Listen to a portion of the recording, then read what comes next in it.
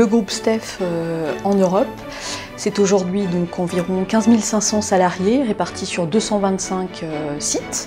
Nous n'avons pas une politique diversité, mais des politiques diversité, donc celle qui va concerner notamment les salariés issus de l'immigration et même des personnes qui auraient arrêté l'école de bonne heure, puisque nous avons différents types de profils de salariés, des gens qui ont très peu été à l'école, comme des gens qui sont aujourd'hui issus d'écoles d'ingénieurs ou d'écoles de commerce.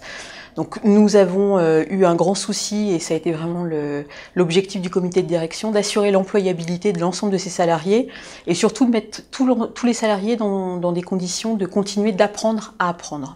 Alors cela consiste notamment à un fort déploiement d'une formation sur les savoirs fondamentaux, c'est-à-dire le calcul, l'expression orale et l'expression écrite, pour que les salariés soient en capacité de continuer d'apprendre, et ça leur apporte tant sur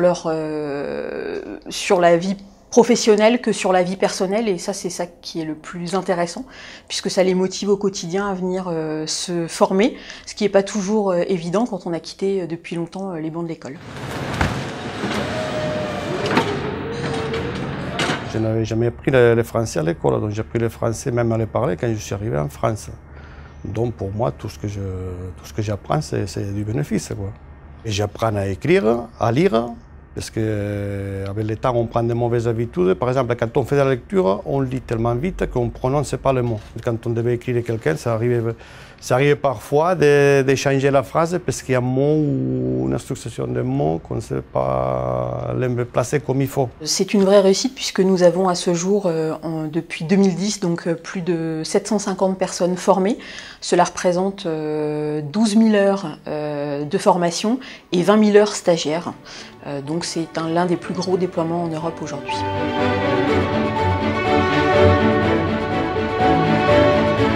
Depuis le début de l'entreprise, donc ça remonte à une vingtaine d'années, on s'est positionné avec Philippe, mon chef, sur le fait qu'il valait mieux qu'on fasse progresser les gens qui travaillent avec nous, parce qu'ils avaient compris notre message de cuisine. Et aujourd'hui, on est fiers d'avoir des gens qui sont avec nous depuis le début, qui ont entre 10 et 15 ans de maison. Et ces gens-là, c'est aussi notre ADN, et qui aujourd'hui peuvent transmettre à leur tour à d'autres personnes qui arrivent notre ADN, quoi, ce qu'on sait faire et ce qu'on souhaite faire. Cette progression s'est faite aussi par la langue.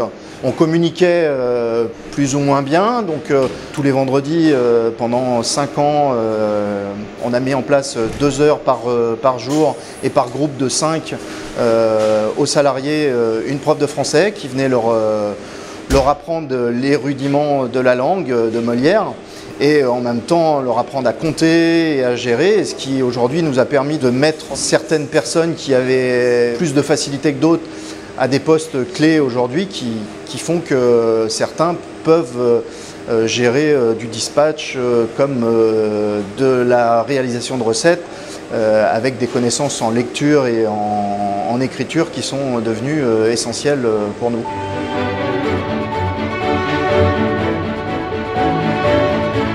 Saint-Louis Sucre est une société sucrière avec des métiers techniques et une très forte culture industrielle. Nous avons une caractéristique, et je pense que cette caractéristique est commune à l'ensemble des sociétés sucrières. Nous avons une moyenne d'âge élevée. Pour notre société, elle est de 47 ans.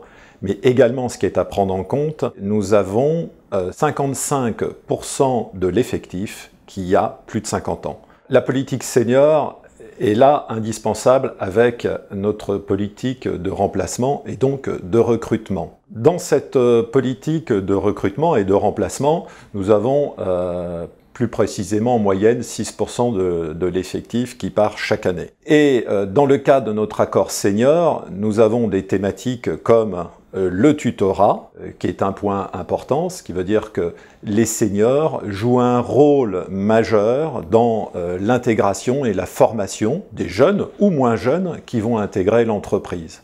Et là, nous avons la formation au poste de travail, mais nous avons le tutorat dans le cadre de l'alternance, nous avons les référents métiers. Et par rapport aux métiers techniques que nous avons, nous devons anticiper largement à l'avance, puisque certaines formations au poste de travail peuvent durer jusqu'à 2 ans.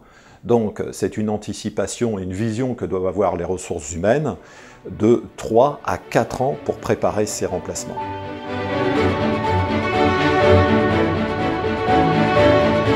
Le SNI2A, c'est le syndicat national des industries agroalimentaires. Il comprend à ce jour à peu près 250 entreprises. On a signé un accord fondateur qui est l'accord pour le développement des compétences et de l'emploi dans la filière alimentaire. C'était le 29 mai 2015. Dans cet accord, il y avait 2 volets, un volet sur l'alternance et un autre sur le handicap. On a signé parce qu'il y avait des engagements forts dans cet accord. Suite à nos demandes, la filière s'est engagée à former et à recruter 170 000 jeunes en alternance sur la période 2014-2017. L'alternance, c'est hyper important pour les jeunes parce que ça leur permet de se former tout en apprenant un métier et à découvrir l'entreprise. Ça leur permet également de passer des diplômes, passer d'une licence à un Master 1 à un Master 2 et à chaque fois éventuellement de voir s'il continue ou s'il va être embauché dans l'entreprise. Et si jamais ça ne fonctionnait pas dans cette entreprise, il peut toujours, il est très employable et il peut trouver un autre emploi dans une autre entreprise. Il est très bien formé. Il y avait un deuxième volet dans l'accord pour le développement des compétences et de l'emploi dans la filière alimentaire qui concernait le handicap. Et nous, au sein du SNI2A, on s'est engagé à promouvoir les travaux des observatoires et notamment le guide qui s'appelle l'emploi des personnes handicapées, des idées pour y arriver. On accompagne les entreprises aussi dans la mise en place de diagnostics leur permettant de maintenir et recruter des travailleurs handicapés.